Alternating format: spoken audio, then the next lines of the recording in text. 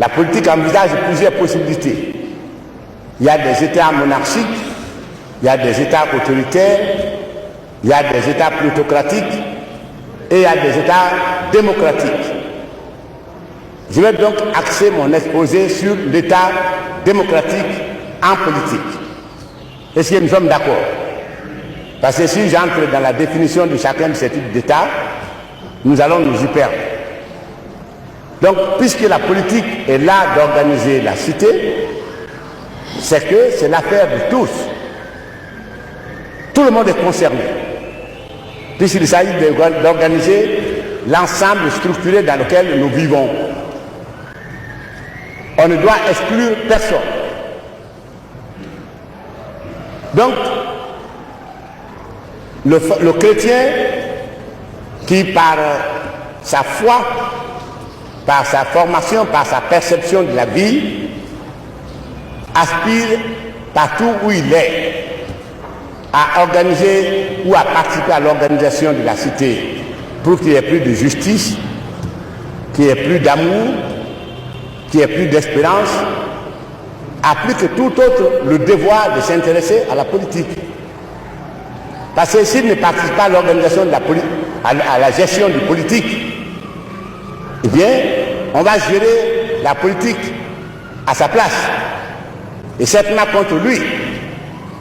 Parce que celui qui ne participe pas est exclu. Vous savez, pour que vous pénétriez bien l'essence de ce que je veux dire, il aurait fallu faire un exposé de philosophie politique. Vous dites que le concept de politique présuppose la relation entre l'ami et l'ennemi, le bien et le mal, le public et le privé. Mais c'est très trop long. Ça, c'est seulement que la cité qu'il s'agit d'organiser est composée d'individus, d'institutions, d'associations aux intérêts souvent opposés. C'est pourquoi l'organisation de la cité doit se faire sur la base d'un certain nombre de lois pour régler les relations entre les hommes et les groupes, et entre les groupes. Vous avez ici l'usine du Fria qui est implantée avec l'autorisation du gouvernement de la République. Leurs relations sont liées par une convention que le gouvernement s'oblige à respecter et que la compagnie s'oblige à respecter. C'est le domaine d'intervention de la loi. Une convention est une loi, édictée par une nation souveraine. Je ne sais pas si vous me suivez bien. Si vous ne suivez pas, vous me posez la question. Me posez la question pour que je explicite. Donc ici, de quelque manière que vous viviez dans notre pays, la Guinée, vous êtes concerné par la politique. Vous êtes à l'université, l'université délivre des diplômes conformément à des textes préétablis. Le professeur enseigne sur la base d'un cadre préétabli. C'est le pouvoir politique qui édicte cela. Donc, votre vie est insérée dans des actes politiques.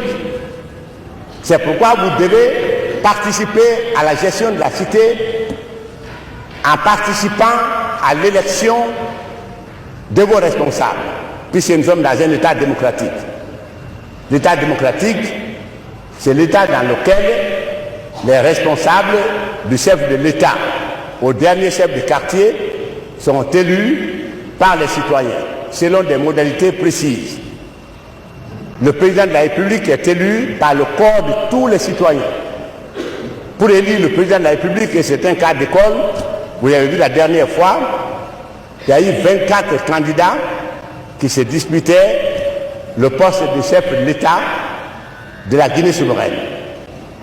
C'est que, donc, entre les 24 candidats, s'il n'y avait pas d'opposition fondamentale, il y a des divergences de vues sur un certain nombre de problèmes contenus dans le programme. Si vous n'allez pas voter, si vous ne faites pas la politique, vous êtes chrétien, on décide de faire une loi qui restreigne la surface de réparation des évêques et des prêtres. Vous êtes concerné.